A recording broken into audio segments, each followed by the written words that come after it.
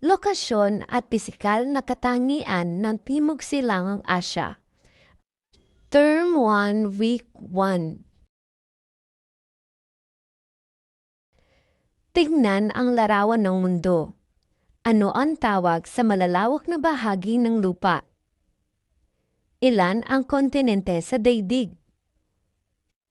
Saang kontinente matatagpuan ang Pilipinas at saang rehiyon ng Asya ito nabibilang? Kung titignan natin ang larawan ng mundo, mapapansin natin ang malalawak na bahagi ng lupain. Ang tawag sa pinakamalawak na masa ng lupa ay kontinente.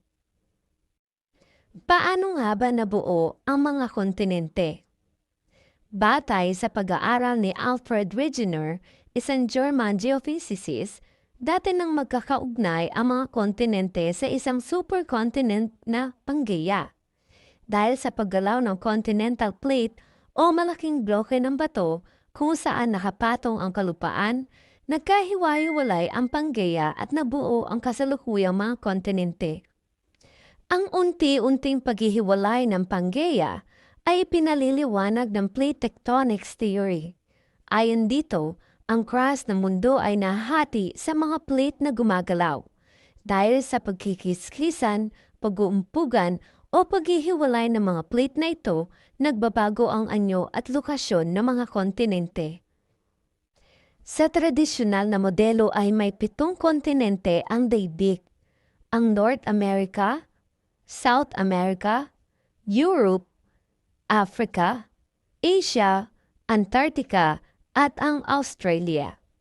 Atin na ngayon tuklasin ang kwento, kultura at kabihas ng bumubuo sa pinakamalaking kontinente, ang Asya. Ang Asya ang pinakamalaking kontinente sa mundo. Sumasaklaw sa humigit kumulang 1/3 bahagi ng kabuuang lupain ng daigdig. Ang Asya ay mula sa salitang Aegean na aso, na nangangahulugang lugar na sinisikatan ng araw o bukang liwayway o silangan. Ang Aegean ay wika ng mga mamamayan ng Gresya at sa mga rehiyong malapit dito bago pa ang 1,600 before Common Era. Ang konsepto ng Asya ay binuo mula sa pananaw ng mga Europeo. Ibig sabihin, ang pagkakahati at pagkakakilanlan ng Asya bilang isang kontinente ay nakabatay sa Eurocentricong pagtingin. Ang paniniwala ng mga Europeo na ang Europa o Europe ang sentro ng mundo. Hindi lamang ito sa aspeto ng heograpiya, kundi pati sa usapin ng kultura, kabihasnan at kasaysayan. Dahil dito, ang pag-unawa sa Asya ay naapektuhan ng pananaw na nagbigay diin sa Europa bilang pangunahing batayan. Ang salitang Europa ay galing din sa salitang Aegean na Arab, na nangangahulugang lugar na nilulubugan ng araw o kanluran. Ang Asya ay nahahati sa 5 pangunahing rehiyon batay sa heograpiya at kultura. Ibig sabihin, pinaggrupo ang mga bansa ayon sa kanilang lokasyon sa mapa at nagkakapareho sa kultura, wika, relihiyon, klima at kasaysayan. Dahil napakalaki ng Asya, mas madaling pag-aralan ng kontinente kapag nahati ito sa mga rehiyong magkakahawig ang katangian. Ang 5 rehiyon ng Asya: Hilagang Asya, Kanlurang Asya, Timog Asya, Silangang Asya, at ang Timog Silangang Asya. Ang Pilipinas ay kabilang sa Timog Silangang Asya. Ang Timog Silangang Asya ay kilalang may malalim na impluensya ng sinaunang kabihas ng India at China. Kung kaya, tinawag itong Father India, Little China. Ang Timog Silangang Asya ay binubuo ng 11 bansa, kabilang ang Pilipinas, Indonesia, Malaysia, Singapore, Thailand, Vietnam, Laos, Cambodia, Myanmar, Brunei, at Timor-Leste.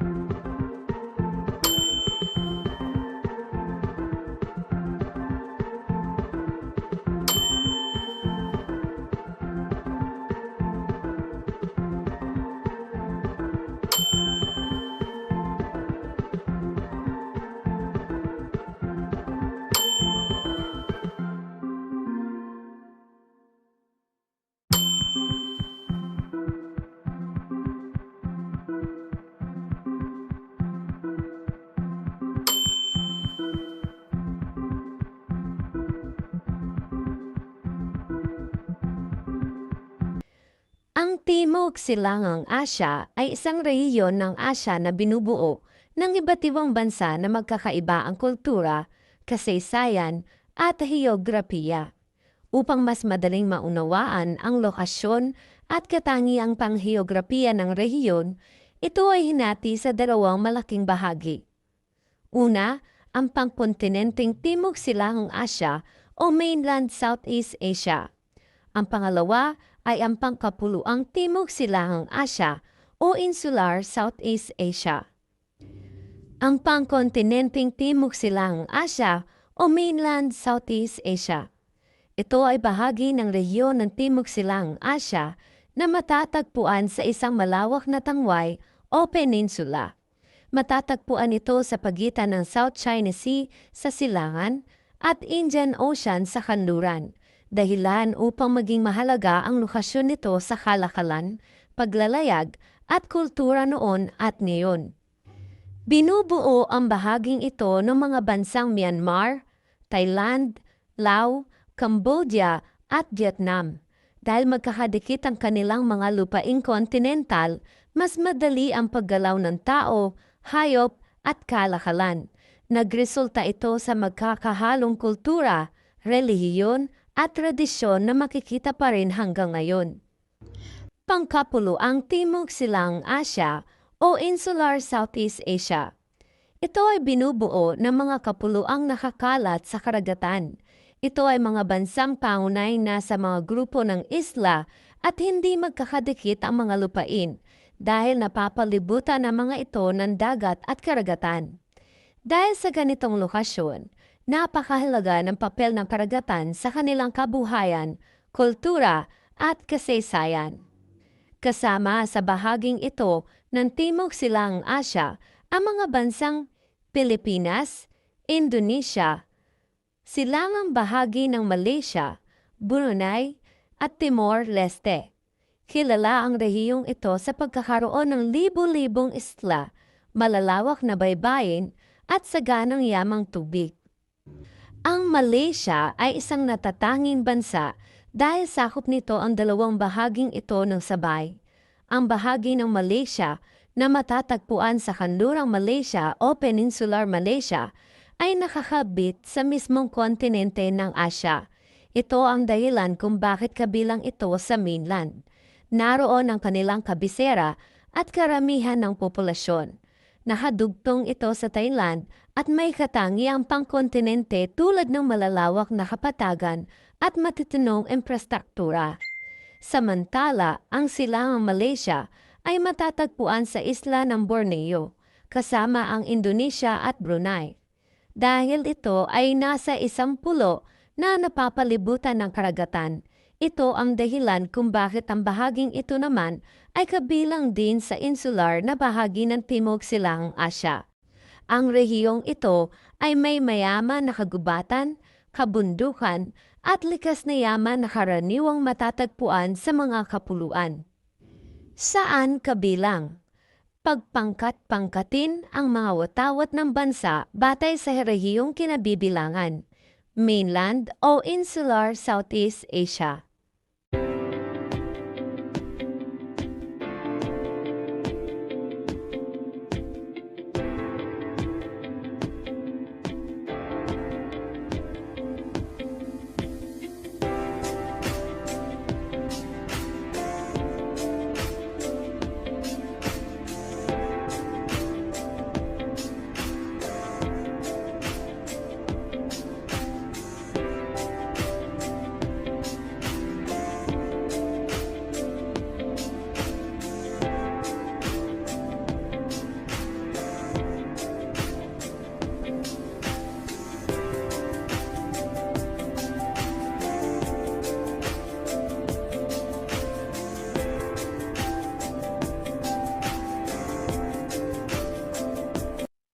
Complete me.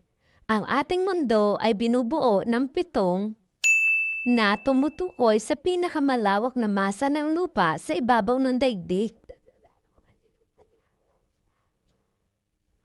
C.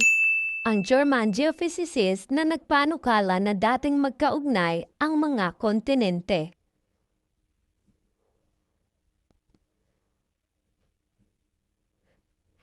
ang pinakamalaking kontinente sa sukat at populasyon.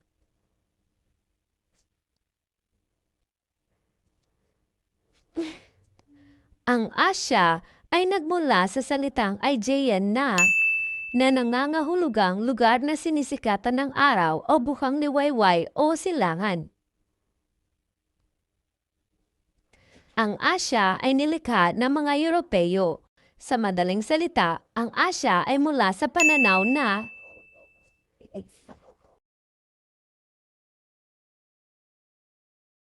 nahahati ang Asya sa limang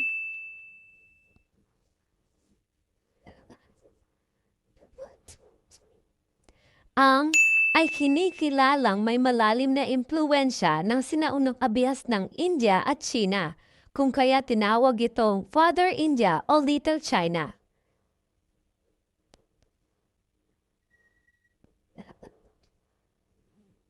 Ang Timog Silang Asya ay nahahati sa dalawang bahagi. Ito ang at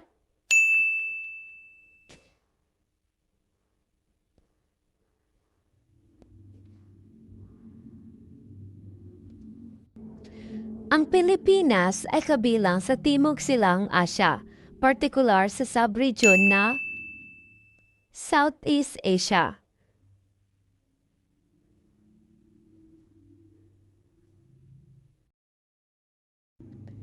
Ang Pilipinas ay bahagi ng Asya at ang mga Pilipino ay liping Asyano.